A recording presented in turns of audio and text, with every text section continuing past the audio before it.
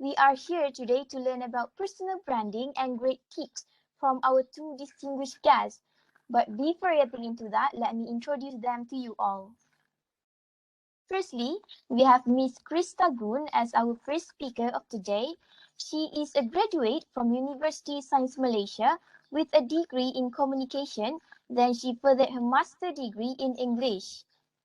And currently, Miss Krista is a content strategist, marketer, author, and a co-founder of Redbox Studio, where they help entrepreneurs to share their stories, build credibility, visibility, and leverage digital since 1998.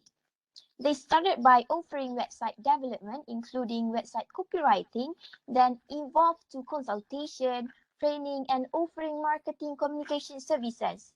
For the past 23 years, they are marketers who use websites, communications, and marketing to help entrepreneurs share their stories and market themselves more effectively. So first of all, welcome everyone. Welcome for being with us today. So today, what I'm going to do in my 1 hour, hopefully I'll be able to guide you through some of my own personal experiences on building a memorable personal brand for 2022 and beyond. My name is Krista, and I'm the co-owner of Redbox Studio. What we do is we do web development. But more than web development, actually, a lot of our work deals with communications because these days, everything online is about communications. Everything online is really, we talk about digital, social media, everything is about communications. So all of you here in the comm school, I think most of you are feeling pretty good about yourself right now because you really have a good future ahead of you if you know how to use your communication skills to the max, right? And the other thing is 23 years in communications and in marketing. I've learned a lot of things about myself. I also learned a lot of things about how to create something from literally nothing. Because none of us start out knowing everything. None of us start out being exceptional. We have to work our way, okay, to where we want to go. And of course, the other thing, like I mentioned just now, just to recap, I did my bachelor's and my master's degree in USM. So I want to start by Googling yourself. So this is the first challenge for you, right? So I hope you're watching this on your laptop. Even if you're not watching on a laptop, just use your phone quickly. Go to your Safari or your Google and you really put in your name. So you can put in your full name, you can put in your pet name, you can put in a nickname. Do you like the results? So now I hope you've taken the 10-15 seconds to Google yourself. Do you like the results that have come up as a result of you Googling yourself? So the whole idea of Googling yourself is to make sure that whatever comes up is what you want others to see, right? Because now and into the future, people will be Googling you first. They don't care whether they've met you offline. They don't care whether they've met you, at an event. They don't care whether they've just gotten your name, your business card, or even heard about you from friends, right? The first thing they do, the moment they get you, when they don't get home, they right on the spot, in front of your face, they could just be Googling you. So the whole idea of personal branding is to help you get to that space where you're happy with the results. You can find yourself and other people can find you. And when other people find you, and that's this other step, right? When other people find you, they see what they can see online, or they read what they can find about you online, and at the same time be suitably impressed and you look credible.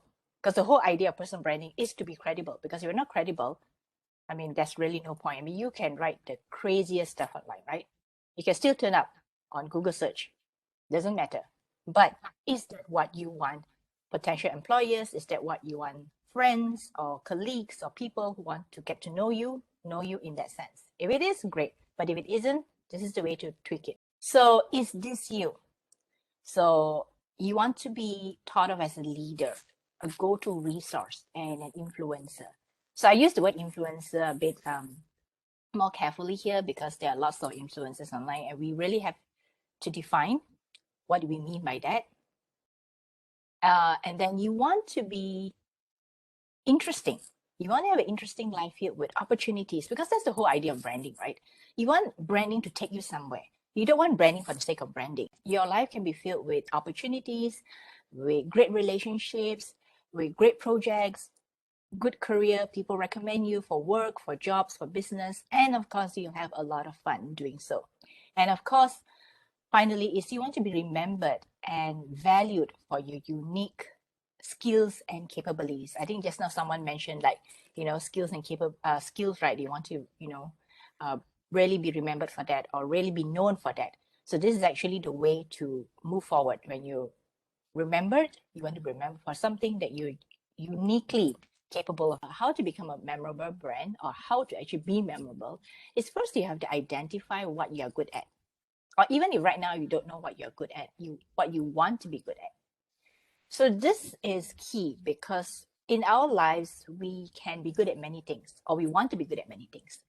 But that doesn't necessarily mean we want to be famous for all these things that we are doing or want to do in our life. So I give you my example. I am in business, but at the same time, I have other hobbies and passions. So one of my hobbies and passions is traditional Chinese medicine. I love traditional Chinese medicine. A lot of people don't like it because if you're Chinese and you've taken those bitter soups and potions and tonics, you feel like, oh, that is so not good, right? But I particularly like it. I particularly like researching herbs for soups and tonics and brews. But that doesn't mean I will go out there and talk about it. That is a passion of mine, but that's not something that I want to associate with my business. People who are smart, they will Google me and they will find my blog for the traditional Chinese medicine. That's fine. That's not something that I put on my profile. That's not something that I really talk about in the way that I talk about business. So you can have a passion, which you can still pursue. It doesn't matter. But you must remember that what is the main thing for you. So the main thing for me was I come from a marketing background, and I also tie into communications. So by tying marketing to communications, that is the sphere that I want to play in. So when you know that, when you know what is that area or what is that place that you want to be in and you want to be known for, it's much easier to get started. Because if you don't have that, you'll be like all over the place. I know people who have diverse interests, and I know that this is sometimes very hard for people who says, but I have 101 passions. Because when you're doing this for yourself, you are more marketable. People want to hire you more because then they know, oh, so this is what she does. She does marketing and communications. And how you do it is, of course, another conversation, but at least they know this is the area that you play in. So define what is that thing that you want to do and what you're really good at. So for me personally, what I'm good at is I'm good at the written word. I've known ever since I was very young. When I was 6 years old, I was writing stories. I was writing some stories in some exercise books already when I was 6 years old. And then when I was 16, and this is the honest truth, when I was 16, I told myself, I'm going to go to USM. I don't care. I don't care what I'm going to do, but I'm going to get to USM sooner or later. So I decided, okay, what do I want to study in USM? I wanted to do communication. So I worked backwards and said, okay, what would I need to do in order to get to USM and study communications? That time I was in science stream, but I knew that when I got to Form 6, I had to switch to arts because that would be easier way for me to get in. I call it reverse engineering. You want something, then you work backwards and you ask yourself, okay, how do I get there? Okay, today I decide I want to be a speaker, and therefore straight away you become great at it. You're not. So you're going to take little baby steps to get to where you want to go. So what I aspired to was to speak. So what do I do? So like I said just now, right? Reverse engineering. If I want to be a speaker, what do I need to do? I need to speak. So what do I need to do is to find myself opportunities to speak, find myself chances where I could use my voice to speak. And why I did that was also because if all of you understand today's world, the people that you just listed, they're in the public eye and they speak. Everyone has to speak. So speaking is actually one of the greatest ways for you to actually show what you can do and your knowledge especially. I had some background because I was a debater in school. So, but this also took some time because speaking is not debating. Okay, speaking is another form of communication, but it is definitely not debating. So you have to really think of that as putting yourself in the path of where you want to go, right?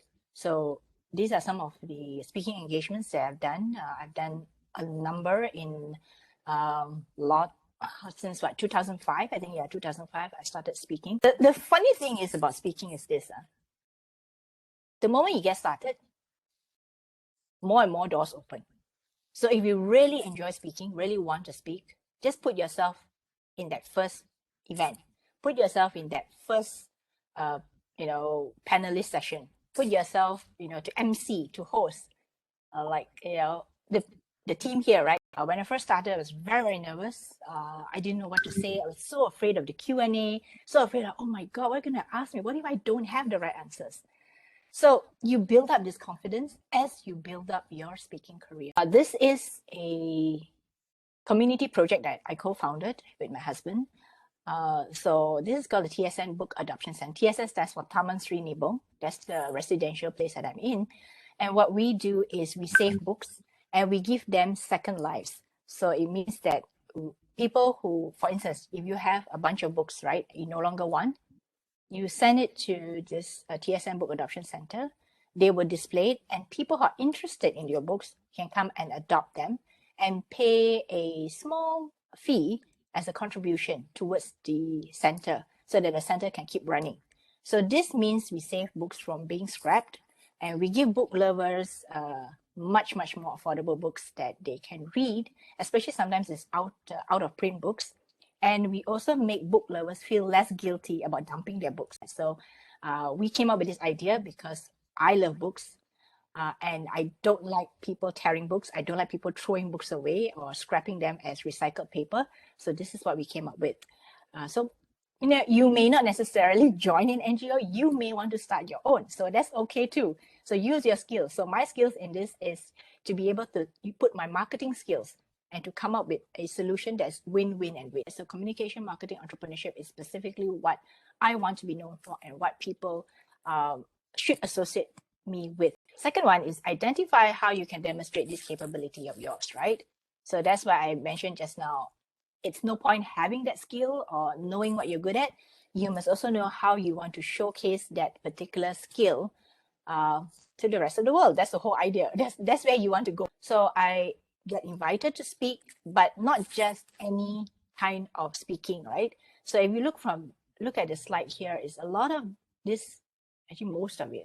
I would say no to something that doesn't fit the area that I want to be known for. So you see, a lot of it has to be about branding, marketing, about SMEs, about entrepreneurship, about websites, about becoming a better leader. So these are the things that are really going to showcase your skills. And the other thing also, that if you can create something, so this is actually a game that we have in Redbox Studio. We created this game, invented this game. It's called the Big Timer game. So this Big Timer game is also tying in to the things that we want to be known for, which is entrepreneurship, marketing, and business, right? So Big Timer is actually a game of cards that you play in order to learn about the importance of the concept of time in entrepreneurship. So again, when you can create things, products, can write books and all that, make sure that also in that area where you want to be known for. So at least everything ties in. So it's not random, right? You do this and you do that, but everything has to come back and tie into one nice little package. The other thing that I mentioned, once you know, you have to go and help someone, you have to share that knowledge, you have to be useful and helpful. And the most important thing, I think, for a lot of people, we have to understand that we have to give it the expectations. We cannot give it the expectation like, oh, I give, therefore I'm going to get, right? And if I don't get that thing that I want from this person or this organization, I'm going to be so upset. That's not how you are going to brand yourself, because these days online is very easy to be famous. It's also very easy to become infamous. So you don't want to be notorious, you don't want to be infamous, right? You only want to be known for the good things, the good qualities, the good habits, the good character that you have. So please give it an expectation. So these are some of the people who have attended my talks over the years, and their response, their comments, their testimonials. And this is how you know, okay, this is actually a good way of how you know that you are branding yourself positively in the way that you want to, is when you get feedback like this. When you get feedback that says, oh, she's great at this, she's great at marketing, she's great at conveying what she wants to convey. If these are the keywords that comes up in the feedback that people give you, you know that you are on your way, you're on the right path. We wrote a book called Web Wisdom. And why we wrote the book Web Wisdom is because unlike most books about websites, we don't really talk so much about websites, even though the title is Web Wisdom. We talk about how you can use a website as a marketing asset. And that part again ties in with the fact that I want to talk about marketing and communications. So use, like previously I was saying, we had this game called Big Timer. So I have a book that also ties into marketing and how to help you market better online, as well as how to create better marketing. So this one is another thing that I do. I've been doing it since the pandemic started. So again, this is a live stream series that I do on Facebook, but now I also stream it to LinkedIn as well as YouTube. It's really on business, marketing, and leadership topics. So again, you see, everything that I do, I try to make sure it fits into the areas that I want to be known for. So these are some of the people that I talk to, interview. They are people in business, they are people with knowledge to share. And like I said before, right, give you the expectations. So have some way to showcase what you can do for people and invite other people along too in a collaborative effort. Before you go on social media and do all the things that I told you to do, is first make sure your profile is complete and at its most updated before you start. Because there are a lot of people whose LinkedIn profile don't even have a photo. So take a recent photo, update your profile. So make sure your profile is complete. Make sure everything that you want people to know about you is there. Make sure that all the links are there, so that if they want to find out more about you, they can click and go and read more about you somewhere, whether it's a blog or whether it's your website that you have, that you've created. Wherever it is, please make sure it's complete. We are seeing each other on social media, but make an effort to connect by taking the relationship offline, because I found that the greatest connections that I've had and I've built over the years are connections that I've taken offline. So meet up with a person for a coffee, pick up the phone, call a person, have a chat. No expectations, right? I say no expectations. Just talk to that person, because many of your contacts will come back to you later, especially if they know what you do. Because online, you only can showcase so much. But if you get a call or you go to a, maybe have a coffee with that person, you get to tell the person more what you can do or what you're able to do or your capabilities, right? And then that is where you start to cement more of that personal branding that you want that person to know you for. And of course, be sincere and valuable as well. And it's okay to ask for help, and you don't always have to be a superhero. Ask for help meaning that sometimes you don't know something, right? So reach out to your friends, reach out to people who you consider your mentors, people who can help you get to where you want to go. So being a personal brand is not a solo effort.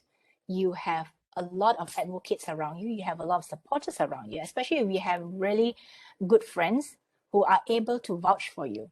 So make sure that you know who you can reach out to when you need to reach out to that person. If you want to contact or connect with me, I'm on LinkedIn and Facebook. You can always go to my website, rebelstudio.com, and you can email me if you have any further questions.